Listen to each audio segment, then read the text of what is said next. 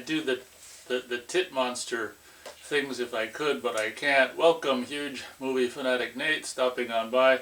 Since I recently did a showcasing of this VHS, ancient, nearly 40-year-old VHS of Mausoleum from Embassy Home Entertainment, I thought it only made sense, and I was kind of curious after doing the showcasing to go back and revisit the film. I hadn't seen it for several years.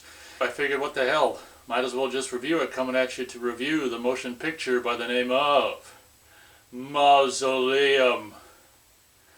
It came out in 1983, and my history with this film doesn't go back very far at all, maybe just 4, 5, 6 years when I saw it, I think for the first time on Prime Video. And I remember not thinking so much about it, so much of it. That's why when I did the showcasing, I'm like, yeah, I saw it, but I can't remember anything about it. It's kind of the same way with having seen it again for those of you who might, want to see it who have not, and, are watching this video around the time I uploaded it. Just know that at this time, or at least when I watched it a few days ago, it is available on Tubi for free to watch, probably an HD scan. I don't know if it's the Vinegar Syndrome scan or not, but it's a really nice presentation. One would assume it's the Vinegar Syndrome scan. It's a really nice presentation of Mausoleum. I don't know if I've ever watched this tape or not. It'd be fun to actually watch this now after seeing the HD version. So this is probably my second time seeing Mausoleum, and I love the opening credits. It's just like shots of the graveyard and just scary music and red credits that are kind of like, after they come from the back and stop and then go forward, almost like it's a 3D movie. Really fun, shots of the graveyard, opening credit sequence, and music really get you in the mood for this film by the name of Mausoleum. Basically, it opens with, I guess, like after the funeral of this young girl's mom who died prematurely or something like that. I think it's 1960, and the aunt is going to now take care of this girl, and she runs away. And because of the film's low budget, they didn't shoot, obviously they couldn't afford to shoot a funeral with a bunch of people in the coffin and a priest or pastor or whatever the hell it's called. So they just film conveniently afterwards, where it's just the aunt and the daughter, and the daughter crying and the aunt consoling her in the cemetery. And they do show like some hearses and old cars drive by in the background. So they were able to at least get that production value for the scene. But the young girl, being distraught after losing her mom, runs, and doesn't want to go live with the aunt, runs away. And still a lot of Steadicam footage of early Steadicam of the girl running through the cemetery, and she ends up going into this building, which is kind of confusing because it looks like, I don't know if it's this way at the beginning of the movie or not, but it looks like she's almost going into a church or something, but it ends up being like a mausoleum. And it's funny because when you watch the opening credits, it's like one of the producers, I think, is the director of photography, which is kind of interesting. That's usually not how it works in movies. Like, usually the producer isn't also the director of photography. So that was kind of fun. But one thing I do think is fun about this movie is they, in terms of the evil stuff in this movie, in the Mausoleum and stuff, they do this kind of fun, like, green light, and then there's, like, purple light and stuff. So there's, like, a combination of green, mostly a lot of green in this movie, green and purple in this movie, and that's actually kind of fun. And a lot of smoke, you can almost see this, smoke coming in out of the smoke machine, and they're really going for that creepy look. And I got to tell you, I'm not crazy about this movie on the whole, but I appreciate what they did with the creepy aspects of it, and just going for that just all-out creepiness and just the smoke. And because I think when the young girl's like approaching the mausoleum or something, or they're walking up the steps, like it's smoking and it's starting to get all like evil, like the evil force inside this tomb or whatever, or this crypt or whatever the hell it is, wants to infest this young girl who just lost her mom. And that's basically the story of this movie and what ends up happening, I guess. And I don't know if this thing is like dormant in her until she's like 30. The thing about this movie that's kind of weird is it's like the girl's probably like maybe 13 or 14 years old, and I want to say it says 10 years later, and the woman's like 30. It kind of doesn't make any sense unless I misunderstood something. But cut to, when she's like grown up and 30, and she's like this, just hot ass 30-year-old wife, who just stay-at-home wife. She's married to some rich guy, and I know I've seen this guy that she's married to for sure before on, I want to say he's in Earthquake. He's the goofy guy from Earthquake, I think. And I can't remember if he's in Silent Running, or he might be in Silent Running. But I know for sure I've seen this guy who plays the hot woman's husband. I know he's in Earthquake. I've seen him in that for sure. So he's just some rich guy with a trophy wife who doesn't do anything, who has people go grocery shopping for her, who, I hope she wipes her own you-know-what, but who knows, maybe the help does that as well. But honestly, the gardener probably wouldn't mind wiping anyway. It doesn't matter. It doesn't matter. But honestly, this movie doesn't really have any plot, which is fine. I'm absolutely fine with no plots. I'm of the opinion that movies pretty much just more or less just do the same thing over and over. And I'm not the biggest fan, as I've said in several reviews, of like beginning, middle, end. Have a goal that you want to achieve, and it either most oftentimes gets achieved or doesn't. And I really think there's not enough movies like this that are directionalist. And directionalist for me is fun, and it's also realistic, because that's kind of how life is. Not kind of, that is how life is. It's very directionalist, and that's why I'm a fan of directionalist movies, just to watch a movie to see what unfolds, what happens. And one thing that's cool about a directionalist movie without any kind of plot is that it's more interesting to watch, or in theory it's more interesting to watch, because when you have a goal set forth, you kind of know, well, you kind of have an idea where the movie's going to go, because there's a goal. So obviously it's going to go along this and then like this. And if it's a romantic comedy or a kids movie, a third of the way, right at the end of the second act, it's going to get depressing, and then at the beginning, somewhere in the third and final act, it'll get happy again. Sometimes as much of a time as like 2 or 3 minutes, like E.T., get all depressing only to get happy again. So if it's a comedy, or a romantic comedy or a kids movie, you can expect that to happen in the last third of the movie.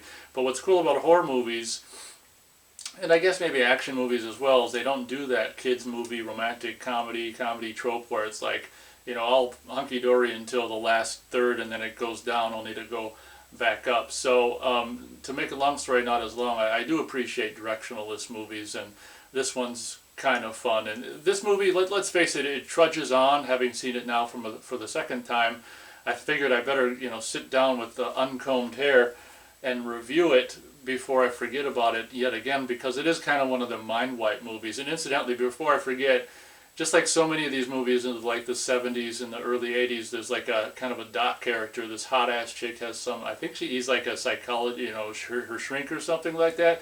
And this guy, I don't know, I'm assuming they didn't do this for the movie. Wherever they filmed this must have been this way already. But this guy in this, like the shrink's office or whatever, he's got wallpaper, and then he's got curtains that are the exact same pattern on the curtains as the wallpaper. So it's just like kind of a mind fuck kind of a room. It's just like I mean, any sane person can go there and walk out an insane person, just because of that combination of like, I mean, who the hell designed the wallpaper, the curtains to match the wallpaper? That's just insane. Like the exact, I'm not saying like something similar, I'm saying exact. So anywho, what ends up happening is basically this hot ass trophy wife who just doesn't do anything, just walks around, lounges around the house in lingerie, and it's just, this movie is the exploits of her, her nothing life, just being the trophy wife of this one guy who drives he drives the weirdest car. I don't think I've ever seen this car outside of this movie. It's almost like a Corvette meets DeLorean meets whatever the hell that old 50s Mercedes was, where you can see it in the screaming skull or whatever, with the doors, the wing doors or whatever.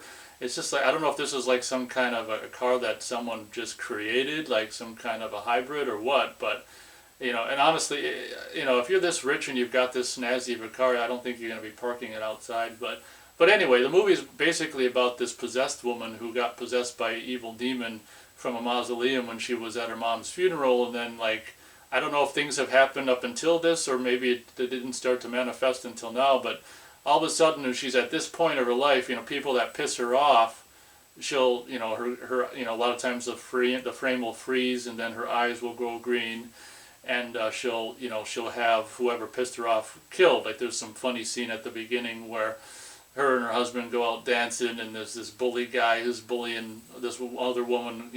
She runs away, or has fed up with him and goes away, and he's trying to bully this, the hot trophy wife star of this movie, and she ends up blowing up the car he gets in and stuff. So anytime you piss this hot ass chick off, trophy wife, her eyes are going to go green and you're going to die. And one thing I will say that's fun about this movie is, like, you don't know because of its directionalist, nature, you don't know where the hell it's going to go.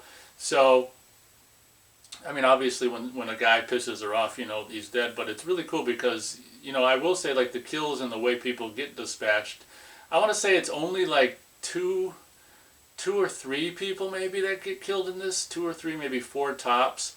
But some of the ways some of the other guys go is really kind of fun, and I won't spoil too much of it. But then there's like a gardener, then there's a delivery guy and stuff. So it's so funny to see this woman, like, while the husband's off, slaving away at his job to do the payments on his whatever freaking gullwing hybrid weird ass sports car thing in his house and whatever, and paying the guy to remove the stump that, by the way he's doing it's going to take probably 3 or 4 or 5 years. I mean, that's, I hope that guy's not getting paid by the hour, because that's going to take a long time to get the stump out by the way he's doing it, just chopping on the top of it.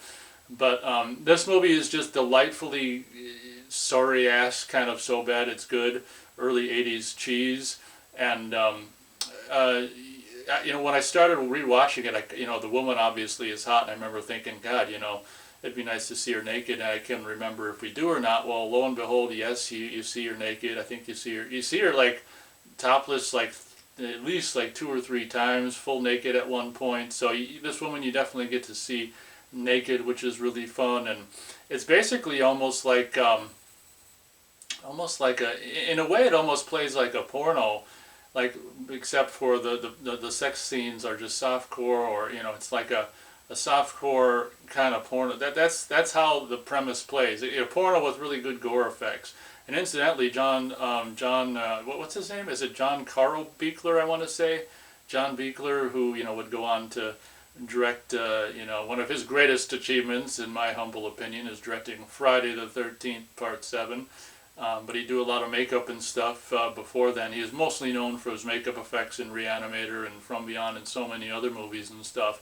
He does the gore effects and stuff, and probably the full-body demon suit with the demon mouth, demon head tits and stuff like that. So, the makeup effects and the demon effects are really good. And I want to say that early on it's very possible that they apply some of these demon effects, because the hot-ass, the trophy wife ends up with demon face every now and then, and it looks like, if I had to take a guess, they probably apply the demon face onto the woman, or maybe just do some other woman, I don't know. But some of the demon face is really good. The gore is really good when the limited gore is really fun and stuff. So it's basically a movie about hot trophy wife just is, hangs around at home. Gardener pisses her off. She just seduces him and kills him. Same thing with Delivery Boy, and then I guess I can just spoil it. Well, no, I won't spoil the end, and that's pretty much what happens. And it's really, it's kind of a bore.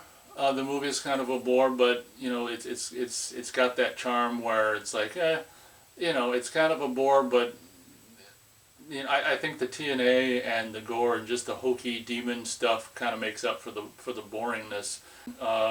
My star rating would be, I guess a fair rating in my opinion at this point would be 2 stars out of 4 stars. Don't get me wrong, it's got that wonderful early 80s cheese. It does feel like a movie that's more from, maybe who knows, maybe it was shot in the late 70s or in 1980 or 81. It didn't come out till 83, but it definitely has that late 70s, early 80s feel. But I mean, that's because it is from the early 80s. But yeah, it's definitely got that charm, and it does have a really fun low budget horror movie feel to it. And I do appreciate like the green lighting and the mist and stuff like that. So it is really funny to see like this hot chick, do all this demonic stuff, and later on she like, plays like she's a girl in the dollhouse, playing with the doll or whatever and stuff. So it is on Vinegar Syndrome Blu-ray, but I sure as hell ain't, willing to spend what they want for it. I mean, I'd be willing to pay. Well, I don't need to, as long as this is on Tubi, I can watch it on Tubi. It's not something I really need to own. Plus, I do own the VHS. It's not a movie that I need to really watch very often. So I guess I don't really. If someone gifted me the Vinegar Syndrome Blu-ray, I'd let them do that, and I'd be very appreciative of them doing it. But I guess that pretty much does it. Please feel free to let me know what you think of the movie in the comments if you've seen it. Hope you guys enjoyed this review. Thanks a lot for watching, and as always, we'll catch you on the next one.